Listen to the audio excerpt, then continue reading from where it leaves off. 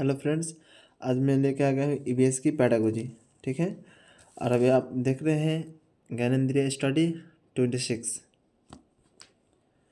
चलो शुरुआत करते हैं आज की क्लास ईवीएस की पैडागोजी। पहला प्रश्न है, कविता को 7वीं कक्षा के छात्रों को पानी का महत्व सिखाना है और निम्नलिखित में से किस क्रिया को करने के लिए उसे छात्रों को संवेदनशील बनाना चाहिए? किस क्रिया को?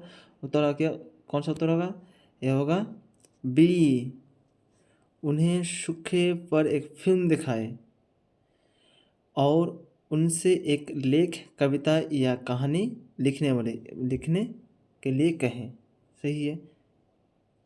अगर कोई 7वीं कक्षा के बच्चा को दिखाओगे, कोई छोटा सा फिल्म दिखाओगे, वो ज़्यादातर याद रहेगा। वो क्या करेगा, कहानी लिख पाएगा। ठीक है। अगला प्रश्न, कुछ सिखाने की नवीन पद्धति में डैश और डैश पद्धति को अपनाया जाता है। कौन सा? पारंपरिक, सामान्य, पुराना उपयोगी, नया उपयोगी या पुरानी परंपरा? क्या होगा? कुछ सिखाने की नवीन पद्धति में डैश और डैश पद्धति को अपनाया जाता है। क्या जाता है? नया और उपयोगी। याद रखना कौन सा होगा? सी, नया और उपयोगी। ठीक है। अगला प्रश्न, जब उत्तरण कक्षा के बच्चे के शोध कार्य करते हैं तो शिक्षक को किस मुख्य समस्या से जूझना पड़ता है? वो क्या है? उपयुक्त सामग्री खोजना, इंटरनेट पर विद्यालय के पुस्तकालय में समय का सूचीकरण करना, या पब्लिक पुस्तकालय का सहयोग प्राप्त करना, या ऑप्शन डी, बच्चों को नकल करने विश्वकोशों और पुस्तकों से शब्द से उतारने से रोकना एवं प्रभावी तरीके से उनका मार्गदर्शन कराना। ये सही है। क्या है?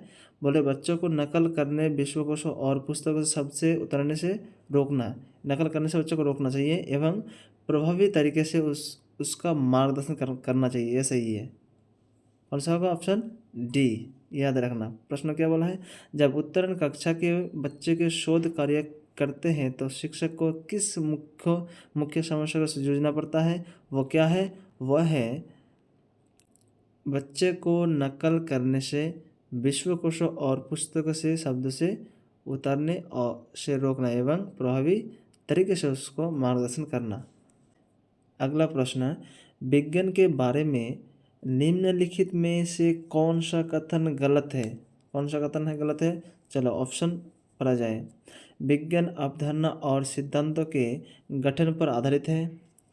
दूसरा है विज्ञान अनुभवजयी टिप्पणियों का संचयी और अंतहीन श्रृंखला है। से विज्ञान ज्ञान प्राप्त करने और परिभाषित करने की प्रक्रिया है। डी, विज्ञान चारों ओर गठित होने वाली सभी घटनाओं का मापने ला रहा है। विज्ञान के बारे में निम्नलिखित में से कौन सा कथन गलत है? कौन सा कथन गलत है? यह होगा डी, ऑप्शन डी हो। क्या होगा? विज्ञान चारों ओर गठित होने वाले सभी घटनाओं का सामने ला रहा है, नहीं ला रहा है। ठीक है। क्योंकि चारों जो घटना घटती है वो विज्ञान कभी उन सब घटनाओं को सामने नहीं लाती है। ठीक है, याद रखना। अगला प्रश्न, निम्नलिखित वाक्यांशों में से क्या मिश्रित अधिगम को सबसे अच्छे तरीके से वर्जित करता है?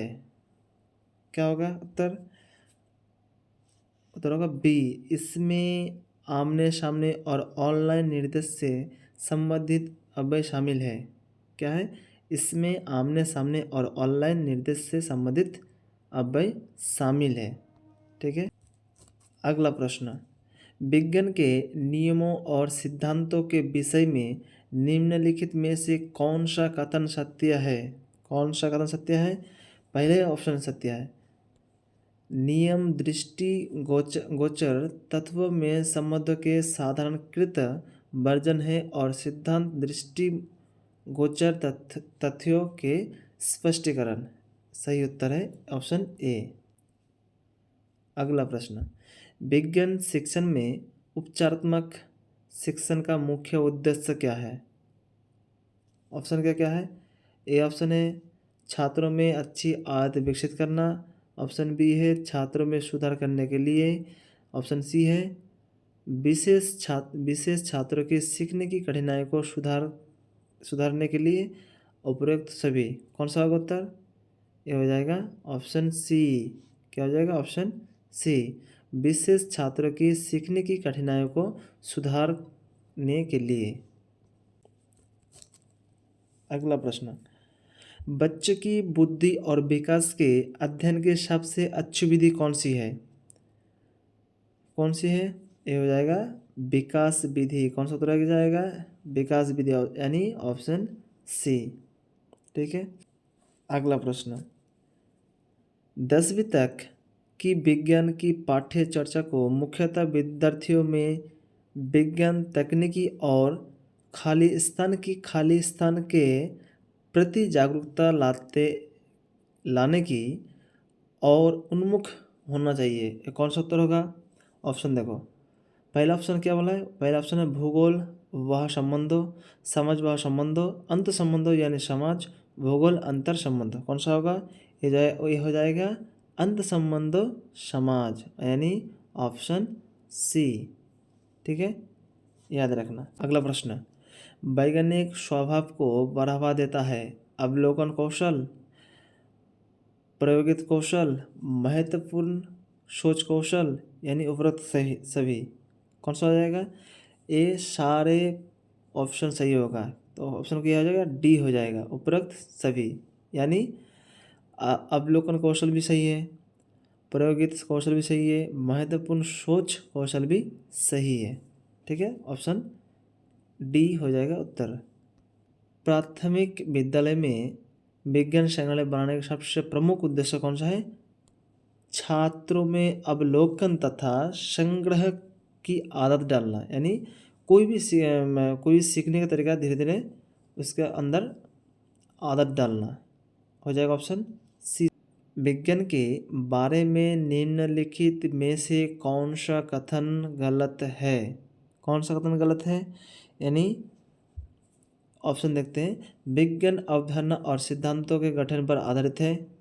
विज्ञान अनुभवजय टिप्पणियों का संचयी और अंतहीन श्रृंखला है। सी, विज्ञान ज्ञान प्राप्त करने की और परिभाषित करने की प्रक्रिया है। डी, विज्ञान चारों ओर गठित होने वाली सभी घटनाओं का सामने ला रहा है। कौन सा हो जाएगा? विज्ञान के बारे में निम्नलिखित में से कौन सा कथन सही है? तो हो जाएगा डी, विज्ञान चारों ओर गठित होने वाले सभी घटनाओं का सामने ला रही है, ऑप्शन डी। अगला प्रश्न, मनोविज्ञान क्या है? मनोविज्ञान क्या है? आत्मा का विज्ञान, मन का विज्ञान, चेतना का विज्ञान या व्यवहार का विज्ञान? क्या होगा? मनोविज्ञान। क्या हो जाएगा? ये हो जाएगा व्यवहार का विज्ञान, यानी ऑप्शन डी। अगला प्रश्न, विज्ञान के उद्देश्यों का निर्धारण किसके आधार पर किया जाता है? क्या हो जाएगा? प्रयोगशीलता, समयबद्धता, उपयुक्तता या सभी? ऑप्शन डी हो जाएगा उत्तर, सभी। अगला प्रश्न है, शिक्षण और सीखने में ऑडियो विजुअल एड्स का उपयोग इस तथ्य पर आधारित है। किस तथ्य पर आधारित है? यह शिक्षण और सीखने की प्रक्रिया में मदद करता है। इसमें हमारे 2 इंद्रियां शामिल है। यह कक्षाओं में शिक्षण करने का वैकल्पिक तरीका है या उपरोक्त में कोई नहीं है। तो कौन सा उत्तर होगा? शिक्षण और सीखने में ऑडियो विजुअल एड्स का इस तत्व पर आधारित है कि क्या हो जाएगा? बी हो जाएगा। इसमें हमारी 2 इंद्रियां शामिल है। क्या शामिल है? 2 इंद्रियां, ऑडियो एंड विजुअल। सुना भी जा सकता है और देखा भी जा सकता है। ठीक है, हमारे इधर क्या हो? 2 इंद्रियां शामिल है, यानी ऑप्शन बी। ठीक है,